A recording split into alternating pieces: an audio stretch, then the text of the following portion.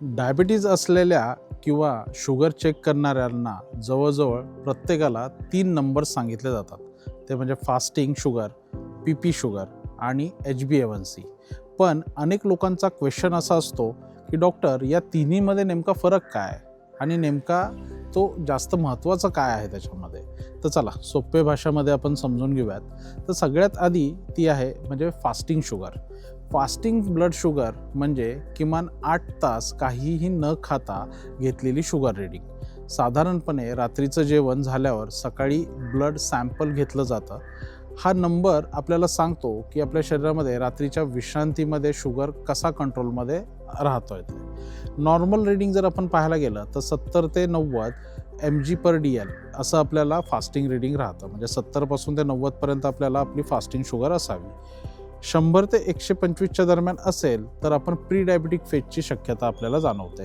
आणि जर 126 किंवा त्याच्यापेक्षा जर जास्त शुगर आपल्याला राहत असेल तर आपल्याला क्लिअरली डायबिटीज झाला असे संकेत आपल्याला मिळतात. म्हणजेच फास्टिंग शुगर हा आपल्याला बेसलाईन कंट्रोल दाखवत असतो. आता आपण जाणून घेऊयात ती म्हणजे पी शुगर. पी शुगर म्हणजे काय? तर पी शुगर म्हणजे पोस्ट प्रँडियल शुगर, म्हणजेच जेवणानंतरची साखर. साधारणतः जेवणानंतर 2 तासांनी आपल्याला ही टेस्ट करावी लागते. हा नंबर आपल्याला सांगितला जातो की जेवणानंतर शुगर, शरीरामधली जी शुगर आहे ती आपल्याला स्पाईक कसा हँडल करावा ते. नॉर्मली आपल्याला पी शुगर साधारणतः 140च्या आत असणं गरजेचं आहे. 140 ते 199 पर्यंत जर असेल तर आपण प्री डायबिटिक फेजची शक्यता आहे असं म्हणू शकतो. आणि जर आपली शुगर लेवल जेवणाच्या नंतरची 200च्या जर वरती जात असेल तर आपल्याला क्लिअरली डायबिटीज आपला वाढलेला आहे हे आपल्याला दिसून येतं. काही लोकांचा फास्टिंग हे नॉर्मल पोझिशनला आलेलं दिसतं, परंतु पी शुगर वाढलेली दिसते. तर याचा अर्थ असा आहे की जेवणानंतर आपल्याला शुगर स्पाईक कंट्रोल राहत आहे आणि आपल्याला शुगर कंट्रोलमध्ये येत नाही आहे असं दिसतं आहे. तर आता तिसरा आणि महत्त्वाचा आणखीन एक मुद्दा आहे, तो आपण समजून घेणार आहोत. तो म्हणजे HbA1c. HbA1c ही एक मागील 3 महिन्यांची ॲव्हरेज शुगर तपासायची टेस्ट आहे. याच्यामध्ये ब्लडमध्ये हिमोग्लोबिनशी ग्लुकोज अटॅच झालेला असतो. ज्या प्रमाणामध्ये ग्लुकोज जास्त असेल त्या प्रमाणामध्ये HbA1c आपल्याला वाढलेला दिसून येतो. ही जी टेस्ट आहे याच्यामध्ये आपल्याला फास्टिंग नसतानाही ही टेस्ट आपण करू शकतो. HbA1c जर आपल्याला 5.7% याच्यापेक्षा जर कमी असेल तर आपण नॉर्मल व्यक्ती आहोत, म्हणजे आपल्याला डायबिटीज नाही असं आपण म्हणू शकतो. 5.7 पासून ते 6.4 पर्यंत जर आपल्याला ॲव्हरेज शुगरचं पर्सेंटेज येत असेल तर आपण प्री डायबिटिक फेजमध्ये आहोत असं आपण क्लिअरली सांगत असतो. आणि जर आपल्याला ते पर्सेंटेज 6.5 पेक्षा जास्त झालेलं दिसत असेल तर आपल्याला क्लिअर कट डायबिटीज चालू झाला असं आपण म्हणतो. म्हणजेच HbA1c आपल्याला डेली जे आपल्याला फ्लक्च्युएशन दिसतात ते न पाहता लॉंग टर्म कसा कंट्रोल आहे ते आपल्याला दाखवत असते. आता सगळ्यात महत्त्वाचा प्रश्न, कोणती टेस्ट जास्त महत्त्वाची आहे?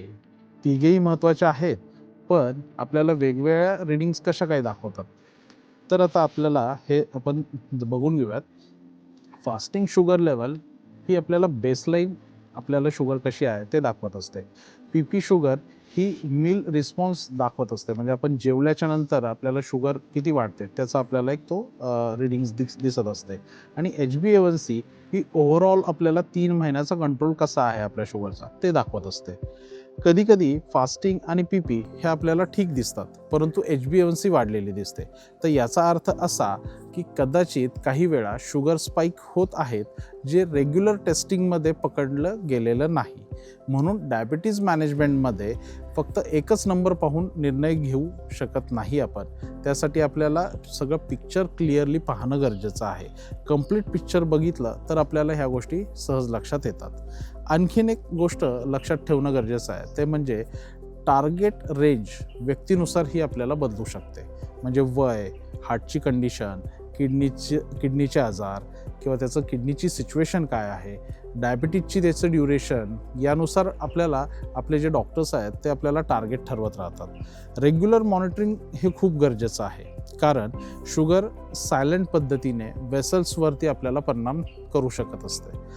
जर तुम्हाला तुमचे रिपोर्ट समजण्यात कन्फ्युजन असेल किंवा शुगर कंट्रोलबद्दल पर्सनलाइज गायडन्स हवा असेल तर तुमच्या जवळच्या माधवबागच्या क्लिनिकला किंवा आपल्या जवळच्या माधवबाग हॉस्पिटलला अवश्य भेट द्या. प्रॉपर इव्हॅल्युएशन करून कंप्लीट मेटाबॉलिक पिक्चर समजून घेणं आपल्याला गरजेचं आहे आणि ते तुम्हाला त्या ठिकाणी नक्की मिळणार आहे. जर तुम्हाला हे एक्सप्लेनेशन क्लिअर वाटलं तर आपल्या व्हिडिओला लाईक करा आणि काही डाऊट असतील तर आपल्याला कमेंट्समध्ये नक्की विचारा. अशा सोप्या हेल्थ गायडन्ससाठी आपल्या चॅनलला सबस्क्राईब करायला विसरू नका. धन्यवाद.